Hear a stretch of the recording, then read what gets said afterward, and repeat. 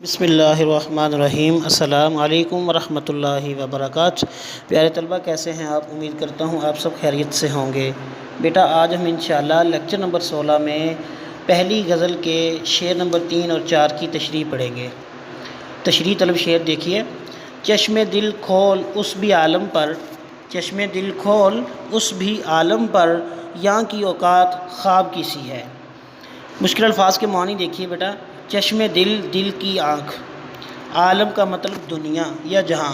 بیٹا ایک لفظ عالم ہوتا ہے، لام کے نیچے زیر، اس کا معنی جاننے والا، علم والا۔ یہ ہے عالم، ٹھیک ہے، جس کا معنی دنیا، جہاں۔ یہاں کا مطلب یہاں، اوقات کا مطلب ہے حیثیت یا درجہ۔ مفہوم لکھ لیں۔ دل کی آنکھ سے آخرت کی فکر کر، دنیا کی حقیقت سوائے خواب کے کچھ نہیں۔ تشریح میں دیکھیے بیٹا، دنیا میں انسان صرف ایک بار آتا ہے، لیکن یہاں کی رنگینیاں اس قدر دل فریب ہیں کہ آدمی ان کے ظاہری تماشوں میں مصروف ہو جاتا ہے۔ زندگی بیکار کاموں میں ضائع ہو جاتی ہے۔ اس میں کوئی شک نہیں کہ وہ کچھ عرصہ کے لیے زندگی کی محفلوں سے بھی لطف اندوز ہوتا ہے، مگر موت جیسی اٹل حقیقت آ پہنچتی ہے تو سارے عیش و آرام اور مال و دولت چھین لیتی ہے۔ اگر انسان غور و فکر سے کام لے تو کائنات کا ہر مقام اسے غور و فکر کی دعوت دیتا ہے کہ زندگی اطاعت خداوندی میں گزاری جائے۔ عقل مند شخص وہ ہے جو ایسے صالح عمل کر گزرے جو آخرت میں اس کی نجات کا وسیلہ بن سکیں۔ حوالے کا شعر نوٹ کر لیں۔ آخرت میں عمل نیک ہی کام آئیں گے، آخرت میں عمل نیک ہی کام آئیں گے، پیش ہے تجھ کو سفر، زاد سفر پیدا کر۔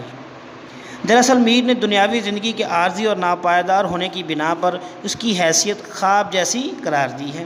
جس طرح انسان نیند کی حالت میں خواب دیکھتا ہے تو کچھ اور ہی محسوس کرتا ہے، لیکن جب بیدار ہوتا ہے تو خواب کی تمام کیفیات عارضی اور حقیقت سے دور ہوتی ہیں۔ تب انسان کو احساس ہوتا ہے کہ خواب ایک دھوکہ اور فریب تھا۔ چنانچہ انسانی زندگی بھی خواب کے سوا کچھ نہیں، اور غافل انسان کو اس کا احساس تب ہوتا ہے جب وہ موت کی آغوش میں جا رہا ہوتا ہے۔ چنانچہ میر نصیحت کر رہے ہیں کہ انسان کو بصیرت سے کام لینا چاہیے، یعنی عقل سے کام لینا چاہیے، اور مرنے سے پہلے ہی آخرت کی تیاری کر لے تاکہ مرتے وقت پچھتاوا نہ ہو۔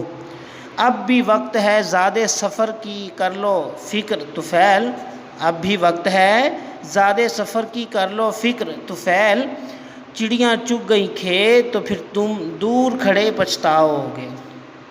بیٹا اس شعر کی تشریح صرف آپ نے یاد کرنی ہے، اور شعر نمبر 4 کی تشریح آپ نے بیٹا خود سے یاد کرنی ہے۔